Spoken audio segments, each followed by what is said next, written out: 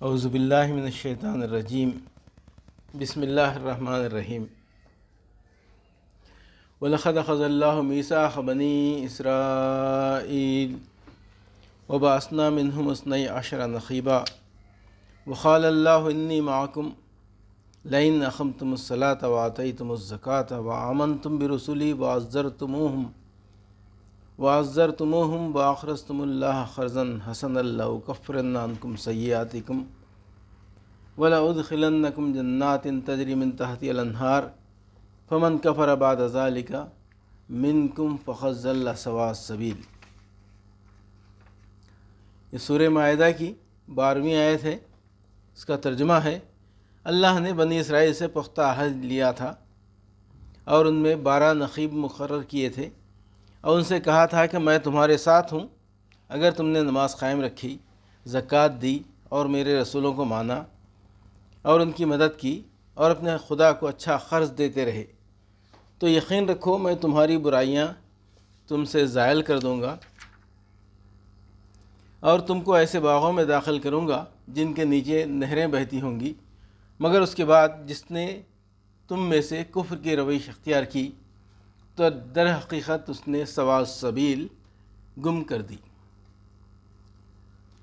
سورہ مائدہ کی 12ویں آیت کی تشریح یہ ہے، تفہیم القرآن میں 35ویں تشریح ہے یہ، یعنی اس نے سواء السبیل کو پا کر پھر کھو دیا اور وہ تباہی کے راستوں میں بھٹک نکلا۔ سواء السبیل کا ترجمہ توسط و اعتدال کی شاہراہ کیا جا سکتا ہے، مگر اس سے پورا مفہوم ادا نہیں ہوتا، اس لیے ہم نے ترجمے میں اصل لفظ کو جوں کا توں لے لیا ہے۔ اس لفظ کی معنویت کو سمجھنے کے لیے پہلے یہ ذہن نشین کر لینا چاہیے کہ انسان بجائے خود اپنی ذات میں ایک عالم اصغر ہے جس کے اندر بے شمار قوتیں اور قابلیتیں ہیں، خواہشیں ہیں، جذبات اور رجحانات ہیں، نفس اور جسم کے مختلف مطالبے ہیں، روح اور طبیعت کے مختلف تقاضے ہیں۔ پھر ان افراد کے ملنے سے جو اجتماعی زندگی بنتی ہے وہ بھی بے حد و حساب پیچیدہ تعلقات سے مرکب ہوتی ہے، اور تمدن و تہذیب کے نشو و نما کے ساتھ ساتھ اس کی پیچیدگیاں بڑھتی چلی جاتی ہیں۔ پھر دنیا میں جو سامان زندگی انسان کے چاروں طرف پھیلا ہوا ہے، اس سے کام لینے کے لیے اس کو انسانی تمدن میں استعمال کرنے کا سوال بھی انفرادی اور اجتماعی حیثیت سے بکثرت شاخ در شاخ مسائل پیدا کرتا ہے۔ انسان اپنی کمزوری کی وجہ سے اس پورے عرصہ حیات پر بیک وقت ایک متوازن نظر نہیں ڈال سکتا۔ اس بنا پر انسان اپنے لیے خود زندگی کا کوئی ایسا راستہ بھی نہیں بنا سکتا جس میں اس کی ساری قوتوں کے ساتھ انصاف ہو، اس کی تمام خواہشوں کا ٹھیک حق ادا ہو جائے، اس کے سارے جذبات و رجحانات میں توازن قائم رہے، اس کے سب اندرونی و بیرونی تقاضے تناسب کے ساتھ پورے ہوں، اس کی اجتماعی زندگی کے تمام مسائل کی مناسب رعایت ملحوظ ہو اور ان سب کا ایک ہموار اور متناسب حل نکل آئے، اور مادی اشیاء کو بھی شخصی اور تمدنی زندگی میں عدل، انصاف اور حق شناسی کے ساتھ استعمال کیا جاتا رہے۔ جب انسان خود اپنا رہنما اور اپنا شارع بنتا ہے تو حقیقت کے مختلف پہلوؤں میں سے کوئی ایک پہلو، زندگی کی ضرورتوں میں سے کوئی ایک ضرورت، حل طلب مسئلوں میں سے کوئی ایک مسئلہ اس کے دماغ پر اس طرح مسلط ہو جاتا ہے کہ دوسرے پہلوؤں اور ضرورتوں اور مسئلوں کے ساتھ وہ بالارادہ یا بلا ارادہ بے انصافی کرنے لگتا ہے، اور اس کی اس رائے کے زبردستی نافذ کیے جانے کا نتیجہ یہ ہوتا ہے کہ زندگی کا توازن بگڑ جاتا ہے اور وہ بے اعتدالی کی کسی ایک انتہا کی طرف ٹیڑھی چلنے لگتی ہے۔ پھر جب یہ ٹیڑھی چال اپنے آخری حدود پر پہنچتے پہنچتے انسان کے لیے ناقابل برداشت ہوتی ہے تو وہ پہلو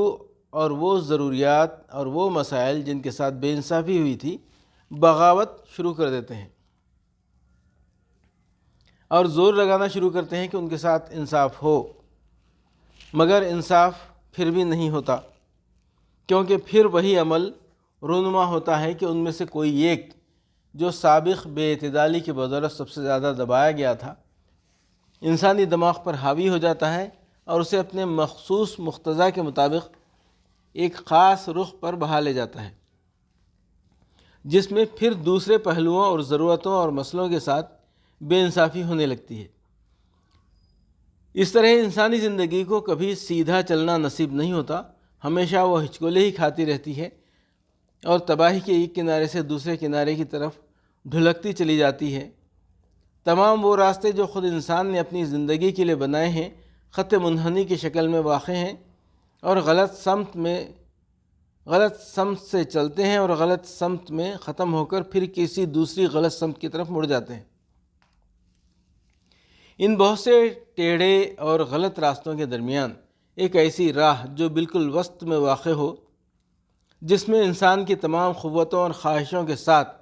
اس کے تمام جذبات و رجحانات کے ساتھ، اس کی روح اور جسم کے تمام مطالبوں اور تقاضوں کے ساتھ اور اس کی زندگی کے تمام مسائل کے ساتھ پورا انصاف کیا گیا ہو، جس کے اندر کوئی ٹیڑھ، کوئی کجی، کسی پہلو کی بیجا رعایت اور کسی دوسرے پہلو کے ساتھ ظلم اور بے انصافی نہ ہو۔ انسانی زندگی کے صحیح ارتقاء اس کی کامیابی و بامرادی کے لیے سخت ضروری ہے۔ انسان کی عین فطرت اس راہ کی طالب ہے اور مختلف ٹیڑھے راستوں سے بار بار اس کی بغاوت کرنے کی اصل وجہ یہی ہے کہ وہ اس سیدھی شاہراہ کو ڈھونڈتی ہے، مگر انسان خود اس شاہراہ کو معلوم کرنے پر قادر نہیں ہے۔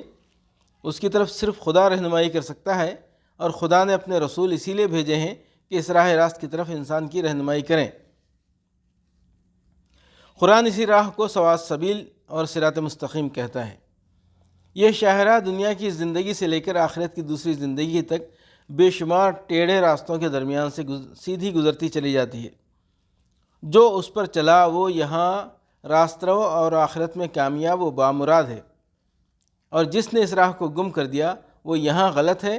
غلط رو اور غلط کار ہے۔ وہ یہاں غلط بین، غلط رو اور غلط کار ہے، اور آخرت میں لامحالہ اسے دوزخ میں جانا ہے، کیونکہ زندگی کے تمام ٹیڑھے راستے دوزخ کی طرف جاتے ہیں۔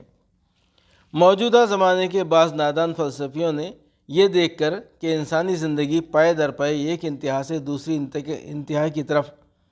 دھکے کھاتی چلی جا رہی ہے، یہ غلط نتیجہ نکال لیا کہ جدلی عمل، ڈائلیکٹیکل پروسیس انسانی زندگی کے ارتقاء کا فطری طریق ہے۔ وہ اپنی حماقت سے یہ سمجھ بیٹھے کہ انسان کے ارتقاء کا راستہ یہی ہے کہ پہلے ایک انتہا پسندانہ دعویٰ، تھیسس، اسے ایک رخ پر بہا لے جائے، پھر اس کے جواب میں ویسا ہی انتہا پسندانہ دعویٰ، اینٹی تھیسس، اسے دوسری انتہا کی طرف کھینچے، اور پھر دونوں کے امتزاج، سنتھیسس سے ارتقاء حیات کا راستہ بنے۔ حالانکہ در حقیقت یہ ارتقاء کی راہ نہیں ہے، بلکہ بدنصیبی کے دھکے ہیں جو انسانی زندگی کے صحیح ارتقاء میں بار بار مانع ہو رہے ہیں۔ ہر انتہا پسندانہ دعویٰ زندگی کو اس کے کسی ایک پہلو کی طرف موڑتا ہے اور اسے کھینچے لیے چلا جاتا ہے، یہاں تک کہ جب وہ سواء السبیل سے بہت دور جا پڑتی ہے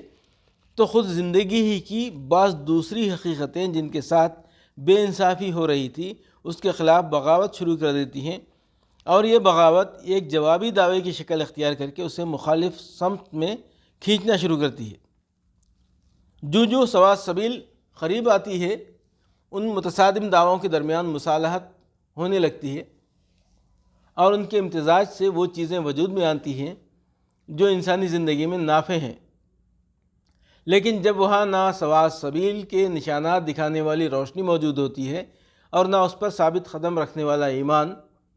تو وہ جوابی دعویٰ زندگی کو اس مقام پر ٹھہرنے نہیں دیتا، بلکہ اپنے زور میں اسے دوسری جانب انتہا تک کھینچتا چلا جاتا ہے، یہاں تک کہ پھر زندگی کی کچھ دوسری حقیقتوں کی نفی شروع ہو جاتی ہے اور نتیجے میں ایک دوسری بغاوت اٹھ کھڑی ہوتی ہے۔ اگر ان کم نظر فلسفیوں تک قرآن کی روشنی پہنچ گئی ہوتی اور انہوں نے سواء السبیل کو دیکھ لیا ہوتا تو انہیں معلوم ہو جاتا کہ انسان کے لیے ارتقاء کا صحیح راستہ یہی سواء السبیل ہے، نہ کہ خط منحنی پر ایک انتہا سے دوسری انتہا کی طرف دھکے کھاتے پھرنا۔